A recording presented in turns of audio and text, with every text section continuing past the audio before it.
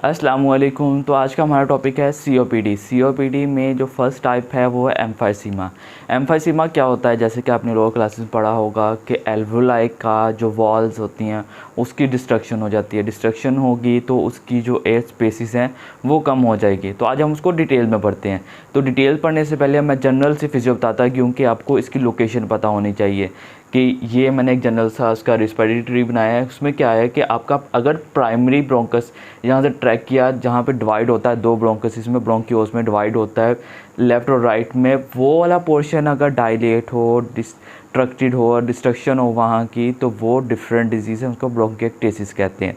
लेकिन अगर सेकेंडरी के बाद, अगर टर्शरी के बाद डिस्टल टू टर्शरी ब्रोंकियोल्स जो होता है, टर्मिनल ब्रोंकियोल्स या टर्मिनल ब्रोंकस, मतलब जो टर्शरी के बाद आगे लोब्यूल्स में जो 3 लोब्स बनाते हैं उनके अंदर अगर डिस्ट्रक्शन हो, उसकी डायलेटेशन हो, कहाँ पे, मेनली एल्वोलाई के अंदर, तो उसको हम एम्फाइसीमा कहते हैं। तो एम्फाइसीमा की डेफिनेशन क्या होगी? It is the destruction and dilatation of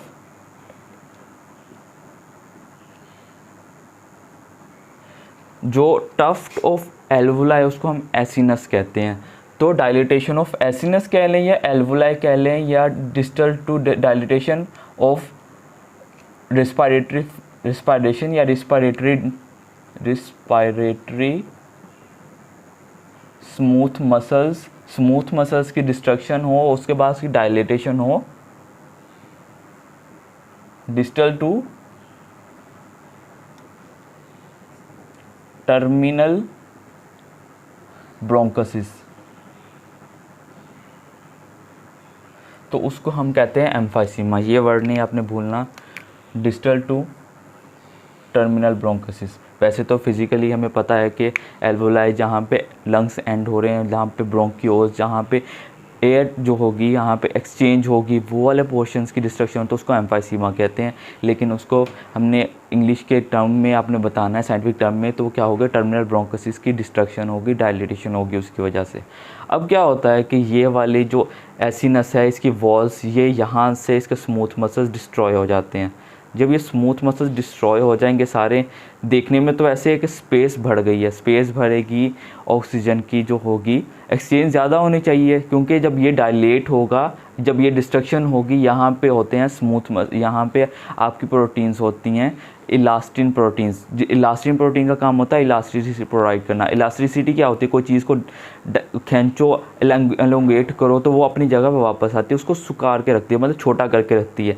जब यहाँ से इलास्टिन प्रोटीन्स ख़त्म हो जाएंगी तो ये डायलेट हो जाएगा। इसका साइज़ अभी इतना है तो बढ़ के इतना हो जाएगा, इतना साइज़ हो जाएगा, जिसकी वजह से नॉर्मल साइज़ का लंग जो होगा वो एक्सपेंड हो जाएगा, लाइक ऑलमोस्ट ऐसे हो जाएगा।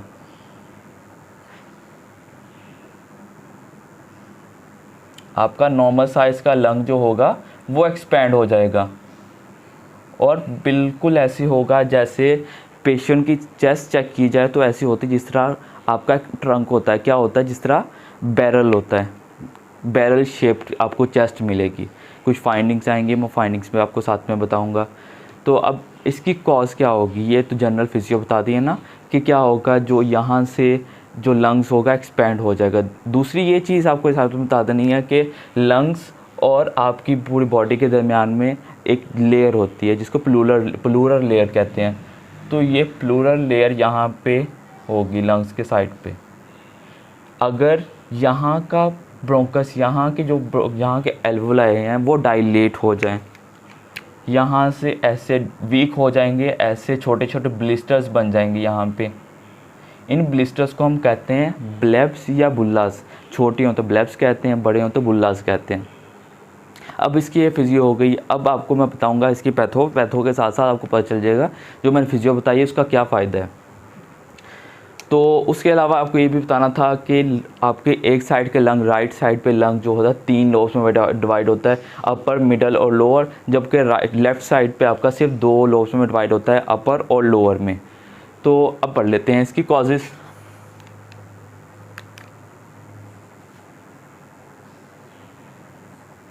कॉजेज़ में मेनली कॉज ही स्मोकिंग है। मोस्ट कॉमन कॉज आपने जो याद भी रखनी है, जो पढ़नी है, वो क्या है? Most common cause smoking. Smokers के अंदर एम्फाइसीमा बहुत कॉमन है। दूसरी कॉज आ जाएगी, इनकी डिटेल बाद में बताता हूँ। तो दूसरी कॉज आ जाएगी जो बहुत इंपॉर्टेंट है, आपको अलहदा से एक MCQ पूछा जाएगा, अल्फ़ा 1 एंटीट्रिप्सिन प्रोटीन डेफिशिएंसी। इसका अलहदा से एक MCQ आता है, वो बाद में बताता हूँ आपको क्या होगा। इसके अलावा किसी इन्फेक्शन की वजह से हो सकता है।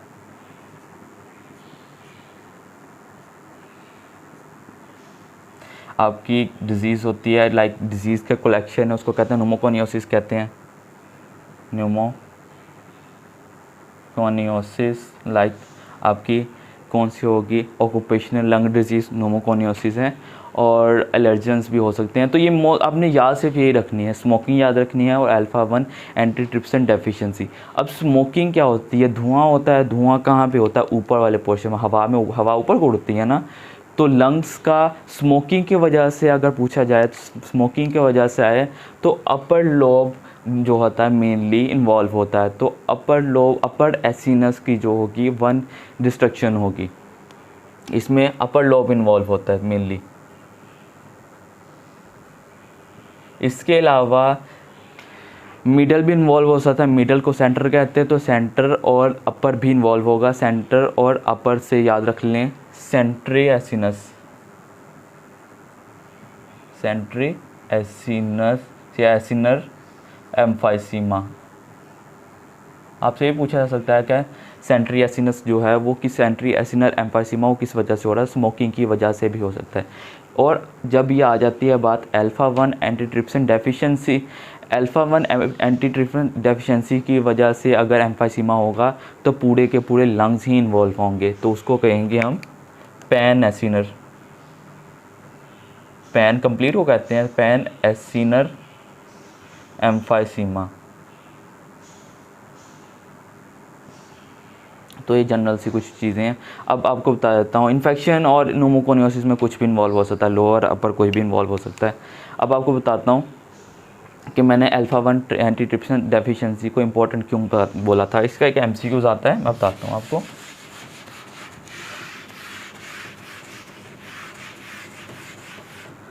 आपकी बॉडी में नॉर्मली तौर पे liver alpha 1 antitrypsin protein produce करता है। इसके अलावा एंटीट्रिप्सिन जी प्रोटीन भी प्रोड्यूस होती है आपकी बॉडी के अंदर। अल्फ़ा 1 एंटीट्रिप्सिन जी प्रोटीन्स भी प्रोड्यूस होती हैं। ये एक डेंजरस प्रोटीन्स हैं। ये क्या करेंगी? ये आपके लिवर के ऊपर अटैक करेंगी, लिवर को डैमेज करेंगी। ये प्रोटीन्स क्या करती हैं? लिवर सिरोसिस कॉज करती हैं, लिवर सिरोसिस कॉज करेंगी, लिवर सिरोसिस, लिवर डैमेज करेंगी। इनसे बचने के लिए लिवर जो है प्रोड्यूस करता है अल्फ़ा 1 एंटीट्रिप्सिन प्रोटीन्स, जो कि इनको क्या करेंगी? इनको इनहिबिट कर देंगी। इन डेंजरस प्रोटीन्स को क्या करेंगी? खा जाएंगी या बंद कर देंगे, इनहिबिट कर देंगे। वो होती हैं अल्फ़ा 1 एंटीट्रिप्सिन प्रोटीन्स। एक फंक्शन ये हो गया अल्फ़ा 1 एंटीट्रिप्सिन प्रोटीन्स का। दूसरा मैंने आपको फिजियो में बताया है कि इस बॉडी जो आपके लंग्स होते हैं उनकी इलास्टिसिटी को बरकरार रखने वाली प्रोटीन्स होती हैं। कौन सी? Elastin proteins.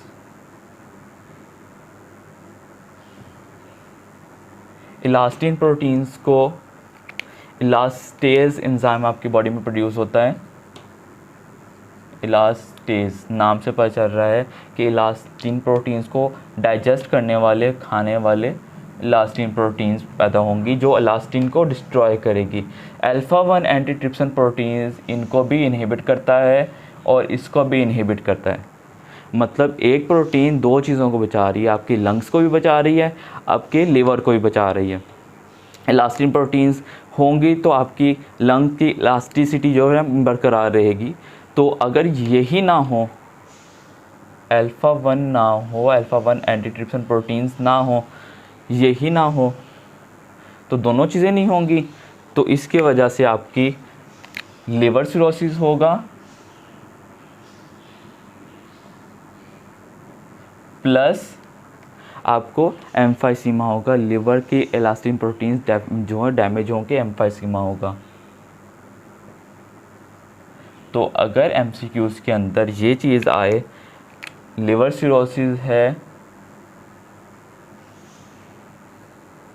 और साथ में एम्फाइसीमा है, तो आपने आंखें बंद करके ये एमसीक्यूज़ लगाना है कि ये अल्फ़ा 1 एंटीट्रिप्सिन प्रोटीन डेफिशिएंसी है। और ये एमसीक्यूज़ आपको मस्ट आएगा अल्फ़ा 1 एंटीट्रिप्सिन प्रोटीन्स का, कि अल्फ़ा 1 एंटीट्रिप्सिन प्रोटीन की डेफिशिएंसी है, उसकी वजह से क्या होगा, लिवर सिरोसिस होंगे और एम्फाइसीमा होगा। ओके, ये होगी कॉजेज। अब पढ़ लेते हैं इसके सिम्टम्स क्या आएंगे। एम्फाइसीमा के कुछ सिम्टम्स आते हैं।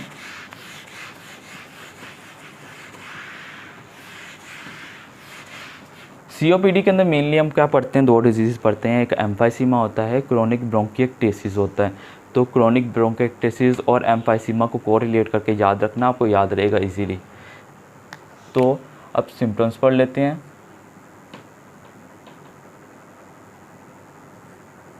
सिम्टम्स वेरी इंपॉर्टेंट है। 2-3 सिम्टम्स जो हैं जो हमने याद रखने हैं, वो क्या है।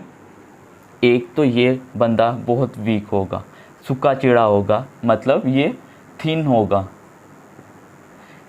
कमज़ोर सा होगा। दूसरा क्या होगा, इस पेशेंट की बॉडी में body wasting, body muscle wasting मिलेगी। जो आपने याद रखने हैं, ये वो सिम्टम्स हैं। इसके अलावा एक बड़ा इम्पॉर्टेंट चीज़ है, वो क्या है, जब ये पेशेंट सांस लेंगे तो सांस अंदर जा रही होगी, बाहर नहीं आ पा रही, इलास्टिसिटी जो है उसकी ख़त्म हो जाएगी। तो ये बंद क्या करेंगे, मुंह बंद करके जैसे सीटी लेते हैं वैसे सांस लेंगे। पर स्लिप्स मिलेंगे इस पेशेंट के अंदर, पर लिप्स, उसको ये जो होंठ बंद करके सीटी मारने की तरफ फूंक सांस लेते हैं, वो उस तरीके से सांस ले रहा होगा। तो ये 3 आपको ये याद रख लें, सिम्टम्स याद रख लें, आपका एमसीक्यूज़ यहीं पे पिक हो जाएगा, डिजीज़ यहीं पिक हो जाएगी। लेकिन कुछ और सिम्टम्स है वो याद रख लें। क्या होगा इस पेशेंट के अंदर, एसेसरी मसल्स यूज़ कर रहा होगा पेशेंट, लाइक एस्थमा। तो एस्थमा को भी हमने रूल आउट करना है बाद में। और इसके अलावा पेशेंट को हाइपर कैप्निया भी मिलेगा। इस पेशेंट के अंदर हाइपर कैप्निया इसलिए मिलेगा, हाइपर कैप्निया इसलिए मिलेगा क्योंकि ये वाला पेशेंट जो होगा उसके लंग्स डायलेट हो चुके होंगे, वॉल्स की डिस्ट्रक्शन होगी। लंग्स देखने में तो बड़े लग रहे होंगे लेकिन उसका फंक्शन कम हो जाएगा क्योंकि वॉल्स ख़त्म हो जाता है। जिस तरीके से आपका जो टॉवल होता है, टॉवल के ऊपर जो डंडल्स बने होते हैं सीलियास की तरह, वो उसकी सरफेस एरिया को बढ़ा देते हैं। सरफेस एरिया ज़्यादा होगी तो एक्सचेंज ज़्यादा होगी, इसके वो डेंडर्स ख़त्म हो जाएंगे, सरफेस एरिया कम हो जाएगा, एक्सपेंड होगा, लंग बड़ा हो जाएगा लेकिन सरफेस एरिया कम हो जाएगा। सरफेस एरिया कम है तो ऑक्सीजन की ट्रांसपोर्ट कम है, ऑक्सीजन की ट्रांसपोर्ट कम होगी तो पेशेंट की कार्बन डाइऑक्साइड एक्सेल कम होगी, कार्बन डाइऑक्साइड एक्सेलेशन कम होगी। पेशेंट को 2 चीज़ें होंगे, हाइपोक्सीमिया होगा, हाइपोक्सिया होगा, दूसरा हाइपर कैप्निया होगा। तो पेशेंट को हाइपोक्सिया मिलेगा और दूसरा हाइपर कैप्निया मिलेगा।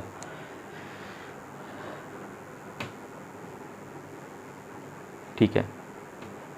दूसरा, इस पेशेंट की सांस अंदर ले रहा है, चेस्ट बढ़ती जा रही है, तो इसकी एक्सपायरेशन जो होगी वो प्रोलॉन्ग्ड होगी और इंस्पायरेशन जो होगी वो शॉर्ट होगी।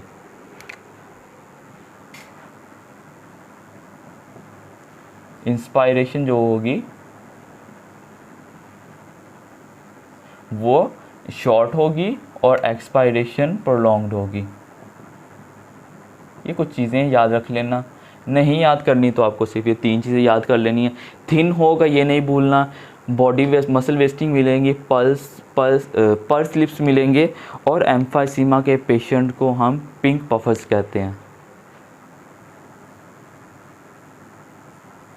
पिंक पफर्स कहते हैं, ये भी याद रख लेना। इन 3 सिम्टम्स की बेस पे इसको पिंक पफर्स कहते हैं। पेशेंट के स्किन जो होगी वो भी आलमोस्ट हाइपोक्सिया है, साइनोसिस होनी चाहिए लेकिन इसके अंदर पिंक कलर का पेशेंट होगा। तो ये कुछ कॉमन सिम्टम्स हैं किसके, एम्फाइसीमा के। अब इसको रूल आउट करते हैं कि एस्थमा और एम्फाइसीमा या COPD से रूल आउट कैसे करना, दोनों को डिफ्रेंशिएट कैसे करना, तो इन्वेस्टिगेशन की बेस पर करते हैं।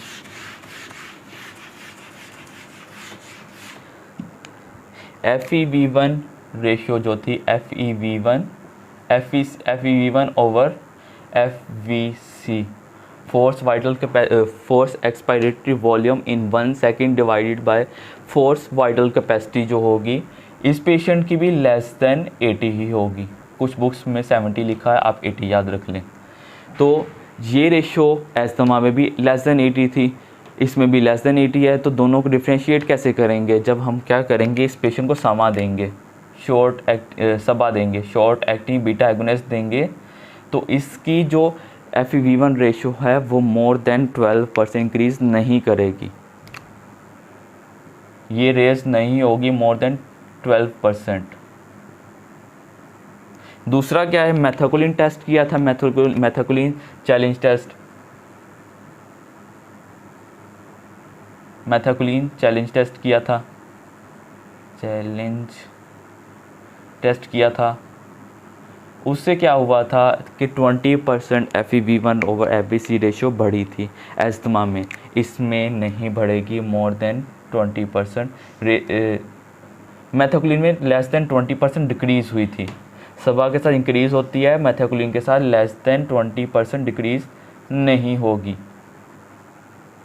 एस्थमा हुआ तो डिक्रीज़ होगी मोर देन 20%, अगर तो ये हुआ COPD हुआ तो वो डिक्रीज़ नहीं करेगी मोर देन 20%। मैं फिर बता दूं, मैथोकुलिन चैलेंज टेस्ट परफॉर्म नहीं किया जाता, अब सिर्फ सबा यूज़ की जाती है। सबा का short acting beta agonist albuterol use किया जाएगा या साल्मेटिरोल, साल्ब्यूटारोल यूज़ किया जाएगा, उसके साथ इनहेल करेंगे और क्या होगा चेक करेंगे, उसके बाद इसकी रेशियो चेक करेंगे, स्पायरोमेट्री करेंगे, FeV1 ओवर FVC रेशियो जो होगी वो मोर देन 12% इंक्रीज़ की तो वो एस्थमा है, नहीं की तो COPD है।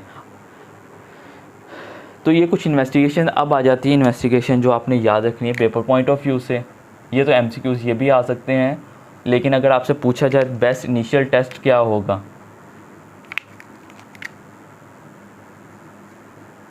बेस्ट इनिशियल टेस्ट होगा, एस्थमा में भी हमने क्या किया था, एक्सरेज करवाए थे, लेकिन उसके अंदर बेस्ट इनिशियल टेस्ट था स्पायरोमेट्री कह लें, या फ्लो एक्सपायरेटरी रेट चेक किया था, तो बेस्ट इनिशियल टेस्ट इसमें आएगा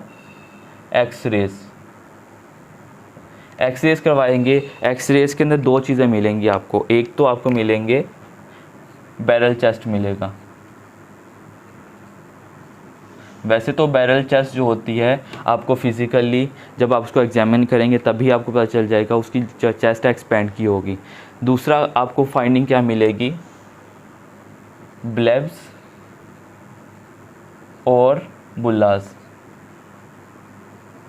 ब्लेब और अगर बुला मिला तो आपको कोई और टेस्ट करवाने की ज़रूरत नहीं है, 100% है वो क्या है, एम्फाइसीमा, क्योंकि जो ब्लेब्स बनते हैं, बुल्लास बनते हैं, वो बनते ही सिर्फ एम्फाइसीमा में। और ये क्या होता है, वीक हो जाते हैं, कमज़ोर हो जाते हैं, फट जाते हैं, बस्ट हो जाते हैं, ब्लिस्टर्स है ना, तो ब्लिस्टर्स बस्ट होंगे तो क्या होगा, आपके चेस्ट की एयर जो होगी वो प्लूरल कैविटी में जाएगी, जिसको हम कहते हैं न्यूमोथोरक्स। तो इस पेशेंट को न्यूमोथोरक्स होने के चांसेस, अगर पेशेंट आपके पास न्यूमोथोरक्स के साथ आता है तो उसका एक डिफरेंशियल डायग्नोसिस ये भी हो सकती है कि वो एम्फाइसीमा की वजह से, और भी उसकी और कॉजेज़ हैं। हम न्यूमोथोरक्स लिहाजा से एक प्रॉपर टॉपिक है, जब वो पढ़ेंगे तब बताऊंगा आपको वहाँ पे न्यूमोथोरक्स और क्या कॉजेज़ हैं। तो ब्लेब्स और बुलास अगर बस्ट आउट होते हैं तो उसकी वजह से न्यूमोथोरक्स होने के चांसेस हैं। तो बेस्ट इनिशियल टेस्ट क्या आ जाएगा आपका, एक्सरेज। मोस्ट एक्यूरेट टेस्ट पूछा जाए तो वो इसका भी क्या होगा, पल्मोनरी फंक्शन टेस्ट करवाएंगे, जो कि ये पल्मोनरी फंक्शन टेस्ट है। तो ये था एम्फाइसीमा। अब इसकी पढ़ लेते हैं। मैं आपको सिर्फ एक्यूट एग्जर्बेशन की बात कर रहा हूँ कि अगर पेशेंट को एम्फाइसीमा के पेशेंट को डोज मेंटेनेंस के लिए ट्रीट करना हो तो वो क्या होगा, इसकी एक एक्यूट एग्जर्बेशन होती है, मतलब इमरजेंसी कंडीशन होती है, तो उसकी ट्रीटमेंट बिल्कुल सेपरेट है, वो इंशाल्लाह एक सेपरेट वीडियो में आपको बताऊँगा। अब पढ़ लेते हैं इसका ट्रीटमेंट।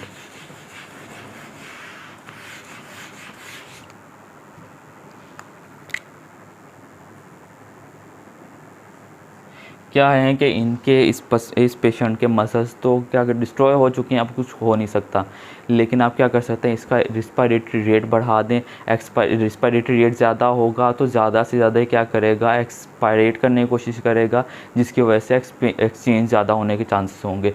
दूसरा क्या करेंगे, हम मसल्स को कॉन्ट्रैक्ट कराने की कोशिश करेंगे, उसके लिए आप सभा दे सकते हैं, उसके लिए ICS देंगे। और इस पेशेंट में हाइपोक्सिया है, ऑक्सीजन जाएगी तो कार्बन डाइऑक्साइड बाहर आएगी, तो आप क्या करेंगे, इस पेशेंट को ऑक्सीजन देंगे। तो इसका फर्स्ट लाइन ट्रीटमेंट देखा जाए तो इस पेशेंट को आपने ऑक्सीजन सप्लाई करनी है। डिटेल ट्रीटमेंट मैं आपको सेपरेट वीडियो में बताऊंगा। तो पेशेंट का अगर ट्रीटमेंट में इसमें पूछा जाए तो आप लॉन्ग टर्म ऑक्सीजन थेरेपी देते हैं, लॉन्ग टर्म ऑक्सीजन थेरेपी।